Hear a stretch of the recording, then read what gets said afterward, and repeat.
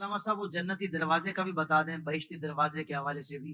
بالکل، اس کے بارے میں بہت ساری علماء نے تشریحات و تفسیرات بیان کی ہیں۔ اب میں نا ناظرین کو اپنے انداز سے بتاتا ہوں۔ ہاں ہاں ہاں۔ بعض لوگ اس پر نا بڑا اعتراض کرتے ہیں، جی بہشتی دروازہ ہے۔ میں نے ایک کتاب میں پڑھا تھا، اور یہ کتاب ڈائجسٹ ٹائپ تھی، اس کے اندر اعلیٰ حضرت تاجدار گولڑا پیر سیدنا مہر علی شاہ صاحب رحمۃ اللہ علیہ آپ کے حوالے سے یہ بات لکھی۔ آپ جب حضرت بابا فرید الملت والدین والحق آپ کے مزار اقدس پہ گئے تو آپ نے بھی خواہش کا اظہار فرمایا کہ میں نے اسی دروازے سے گزرنا ہے۔ اچھا، یہاں پر ایک مولوی تھا، وہ بڑا اس پر تقریریں کرتا تھا، آگ بگولا ہوتا تھا، ہر جمعے سڑ کے اس کا منہ کالا ہوا تھا، وہ پتہ نہیں یہ کیا۔ اس کو جب پتا چلا نا کہ پیر میر علی شاہ صاحب رحمۃ اللہ علیہ آ رہے ہیں، اس نے کہا یار بڑا پڑھا لکھا پیر ہے، سید ہے، اور بڑا ٹنا ٹن مسئلے بیان کرتے ہیں، تو آج پتا چلتا ہے کہ جب پیر میر علی شاہ صاحب ہے تو آپ نے بھی اظہار فرمایا۔ تو اس نے آ کر چاند اس کے چمچے کڑچے بھی ساتھ تھے، میں تھوڑا پنجابی کا لفظ بول لیتا ہوں، تو انہوں نے آ کے شور مچانا شروع کر دی۔ وہ آ کے کہنے لگے یہ آپ جیسا پڑھا لکھا پیر، کیا یہ شرک نہیں ہے، فلاں نہیں ہے، یہ نہیں۔ آپ نے جب دیکھا نا کہ یہ پورا جناب گرم ہو چکا ہے، آپ نے فرمایا بھیا روکے، ہماری بھی بات سنو گے ذرا، سمجھ آئے؟ اعلیٰ حضرت تاجدار گولڑا رضی اللہ عنہ آپ فرمانے لگے بھئی بات یہ ہے کہ تو ایک دروازے پر اتنا آگ بگولا ہو رہا ہے، مجھے ایک بات بتا، کیا اس کے دلائل تجھے حدیث میں نظر نہیں آئے؟ اس نے کہا حدیثوں میں ہے ہی نہیں۔ فرمایا میں حدیث پڑھتا ہوں تیرے سامنے۔ آقا کریم علیہ السلام نے کیا یہ نہیں فرمایا انما القبر روضۃ من ریاض الجنہ او حفرۃ من حفرۃ النار، کہ یہ جو قبر ہے یا تو جنت کے باغوں میں سے ایک باغ ہے یا جہنم کے گڑھوں میں سے گڑھا ہے۔ کہا بالکل یہ حدیث ہے۔ فرما رک جا۔ پھر فرمایا جہنم کا گڑھا کس کی قبر ہوتی ہے؟ کہا کافر کی۔ فرما بابا کے بارے میں کیا عقیدہ؟ کہہ رہا تھے تو مسلمان ہی ہوتا، لاکھوں مسلمان کی اپنی نگاہ فیض سے۔ اچھا، فرما مسلمان ہے بلکہ مسلمان گر ہیں؟ کہا بالکل۔ ولی کامل ہے؟ کہا بالکل۔ فرما مسلمان کی قبر کیا ہوتی ہے؟ تو وہ کہنے لگا وہ جنت کا باغ ہوتی ہے۔ تو فرمایا بھئی اگر جنت کا باغ ہے تو سنیوں کو ابھی اس مسئلے کی صحیح طرح سمجھ نہیں آئی ہے، ورنہ چاروں طرف سے دروازے وہ بہشتی لگا لیتے، یہ تو قدموں کی جانب سے لگا ہوا ہے۔ کیا کہنے، باغ اگر ہے تو اس کو جدھر سے بھی دروازہ لگاؤ گے تو وہ باغ کا ہی دروازہ ہوگا نا۔ اگر مومن کی قبر یہ جنت ہوتی ہے تو جدھر سے بھی دروازہ لگاؤ گے تو جنت ہی دروازہ ہی بنانا۔ بہت اچھے۔ آپ نے جب یہ سمجھایا تو وہ حیران و ششدر رہ گیا۔ وہ بعض لوگ اپنے آپ کو کہتے ہیں میں اہل قرآن ہوں، میں اہل حدیث ہوں، بڑا کچھ کہہ دیتے ہیں، اور اصل بات یہ ہے، میں اب علامہ اکرام صاحب کی توجہ چاہوں گا، جس طرح آلو بخارے کا آلو سے تعلق نہیں نہ ہوتا، اسی طرح کئی لوگوں کا حدیث سے تعلق نہیں ہوتا، اپنے آپ کو کہہ ضرور لیتے ہیں۔ یہ کون سی بات ہے؟ سمجھ آ رہی ہے میری بات کی؟ تو یہ جیسے لوگ لکھ لیتے ہیں یونانی دعا خانہ، بھائی یونانی دعا خانہ اس کا یونان سے تعلق ہی نہیں ہے، پرلے درجے کا جاہل بیٹھا ہوا نام کو کیش کر رہا۔ تو اسی طرح کئی لوگوں کا قرآن اور حدیث سے تعلق ہی نہیں ہوتا، ٹائٹل وہ لگا لیتے ہیں۔ یہ آپ کو کس نے اجازت دے دی؟ تاجدار گولڑا نے ایک مسئلے میں بات سمجھا دی۔ میں پھر کہہ رہا ہوں کہ یہ حوالے کا معاملہ اللہ کے سپرد کرتا ہوں، جو میں نے پڑھا تھا مجھے مستحضر ہے، میں نے آپ کو سنا دیا۔ یہ آپ کے قدموں والا دروازہ۔ اور یہاں پر یہ جب سیدی امیر اہل سنت سے سوال ہوا تو آپ نے بڑا خوبصورت جواب فرمایا، یہ ہمارے بزرگوں سے نسل در نسل یہ چلتا آ رہا ہے، اور یہ منقول بھی ہے، معروف بھی ہے، اور معمول بھی ہے۔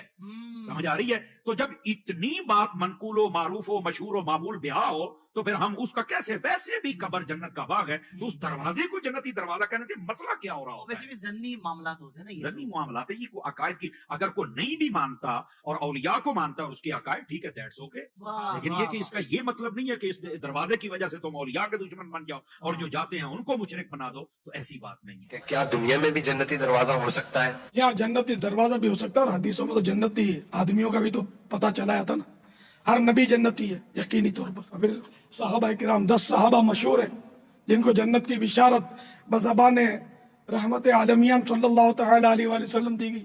پھر یہ تو قطعی جنتی، پھر مطلقاً ہر صحابی جنتی، پھر جس کا ایمان پر خاتمہ ہو وہ جنتی۔ جنتی دروازے کی حقیقت بتاؤں میں آپ کو، اس کی حقیقت یہ ہے کہ حضرت سیدنا خواجہ نظام الدین اولیاء رحمت اللہ تعالی علیہ کے بارے میں یہ منقول ہے کہ انہوں نے بیداری میں محبوب باری صلی اللہ تعالی علیہ وآلہ وسلم کی پیاری پیاری زیارت کی، اور وہ بھی اس حال میں کہ خلفاء راشدین کے ہمراہ سرکار صلی اللہ تعالی علیہ وآلہ وسلم اسی دروازے سے گزر رہے تھے جس کو آج کل بہشتی دروازہ کہتے ہیں۔ اور آقا صلی اللہ تعالی علیہ وآلہ وسلم نے ارشاد فرمایا جو اس دروازے سے گزرا وہ امن میں آ گیا۔ تو اس حکایت کو، اس واقعے کو بے شمار اولیاء کرام رحمہم اللہ السلام نے برقرار رکھا اور آج تک مسلمان اس کو تسلیم کرتے آ رہے ہیں. یہ ہے بہشتی دروازے کی حقیقت. میں بہشتی دروازے کی کیا حقیقت ہے؟ بزرگ فرماتے ہیں کہ انہوں نے خواب میں نبی علیہ السلام کو اس دروازے سے گزرتا ہوا دیکھا. اچھا سبحان اللہ. تو نبی علیہ السلام نے جب اشری تھانوی صاحب کے خواب میں آ کے دیوبند مدرسے کی بنیادیں کھینچی تھی تو انہی پاک پتن والوں نے دیوبند مدرسے کو نبی علیہ السلام کا مدرسہ کیوں نہیں باندھ لیا؟ ٹھیک ہے نا. نبی علیہ السلام کو خواب میں دیکھنا یہ نہیں، میرا کلپ ہے خواب میں دیدار مصطفیٰ صلی اللہ علیہ وآلہ وسلم کی حقیقت، لاکھوں لوگ یوٹیوب پہ دیکھ، اس میں نے یہ پوری کی پوری ڈیٹیلز بتائی ہیں. بہشتی دروازہ دنیا میں کوئی دروازہ نہیں ہے، خانہ کعبے کا دروازہ بھی بہشتی دروازہ نہیں ہے. ٹھیک ہے. ادھر ایک بدماش تھا، وہ کہتا ہے میں کعبے میں 5 دفعہ گیا ہوں اور میں ایسے ایسے کر کے مکے دکھاتا ہوتا تھا. بھائی تو کعبے وچ دفن بھی ہو جا، اس کی بنیاد پہ کسی نے بہشتی نہیں ہونا. کیوں؟ بقیہ غرقت قبرستان میں 10,000 صحابہ کی قبریں ہیں اور اسی قبرستان میں عبداللہ ابن ابی منافق کی قبر بھی ہے، کیونکہ قانوناً تو وہ مسلمان تھا. نبی علیہ السلام نے اس کا جنازہ پڑھایا، بخاری مسلم میں آتا ہے اپنا لعاب دہن اس کے منہ میں ڈالا ہے، تو مسلمانوں کے قبرستان میں سے دفن کیا ہے. تو اب کیا جی، وہ چونکہ مدینے میں دفن ہوا، آپ نے جنازہ بھی پڑھا دیا تو اس کی وجہ سے بخشا جائے گا؟ قرآن نے کہا سب سے نچلے درجے میں ہوگا. نبی کا جنازہ پڑھانا، نبی کا تھوک مبارک، نبی کا کرتا مبارک کوئی نفع نہیں دے سکا. تو تواڈے بہشتی دروازے تے سب بڑھائے بڑھوئے نے اپنے. ہاں دنیا میں ایک جگہ ہے جسے جنتی ٹکڑا کہا گیا ہے، وہ بخاری اور مسلم میں حدیث ہے، میرے گھر سے لے کے میرے ممبر تک جنت کے ٹکڑوں میں سے ایک ٹکڑا ہے. لیکن اس میں یہ نہیں ہے کہ جو اس میں آ گیا وہ جنتی ہو جائے گا نہ. اگر کوئی کہتا ہے یہ ہے تو ان کو کہیں گے فلانے تواڈے جڑے دوسرے مخالف بزرگ نے ہوتے اتنے گئے ہوئے نے، کہیں گے نہیں وہ تو پاویں جتنے مرضی ٹر جائے نہیں ہوئے گا. تو ان کا تواڈے بھی جتنے مرضی ٹر جان اینج نہیں ہوتا. ٹھیک ہے نا. نہیں ماننے کے لیے تیار نا. ادھر سے جتنے ہمارے سیاسی لیڈر، فوجی لیڈر باقی جاتے ہیں وہ بیٹھے ہی ریاض الجنہ میں ہوتے ہیں، ان کے لیے ریاض الجنہ خالی کرا دیا جاتا ہے. بھائی وہ تو چوکڑی مار کے بھی کوئی بیٹھ جائے جنتی تو نہیں ہوگا، وہ جنت کا ٹکڑا ہے. آپ وہاں جائیں، اس پہ امام بخاری نے باب باندھا ہے کہ قبر رسول سے لے کے ممبر رسول جنت کا ٹکڑا ہے. نبی علیہ السلام کی قبر مبارک، حضرت ابو بکر عمر کی قبریں، یہ جنت کے ٹکڑوں میں سے ایک ٹکڑا ہے. زمین کے اوپر جنت کا ایک ٹکڑا ہے، لیکن اس کے اندر داخل ہونے سے کوئی جنت میں نہیں داخل ہو جائے گا. احمد بریلوی صاحب نے ایک شعر لکھا ہے، جنت میں آ کر نار میں جاتا نہیں کوئی. انہوں نے اسی کے اوپر شعر کیا. وہ جب وہ جنت البقی اس میں بیٹھے نا ریاض الجنہ میں، تو انہوں نے کہا کہ جب حدیثوں میں ہم نے سنا جو ایک دفعہ جنت میں چلا جائے گا دوبارہ دوزخ میں نہیں جائے گا. تو انہوں نے کہا یا اللہ میں ایک بار جنت میں آ گیا ہوں نا، تو اب میں امید کرتا ہوں کہ میں دوزخ میں نہیں جاؤں گا.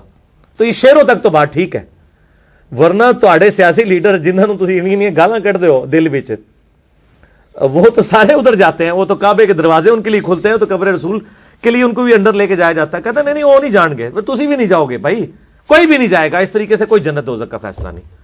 ٹھیک ہو گیا جی.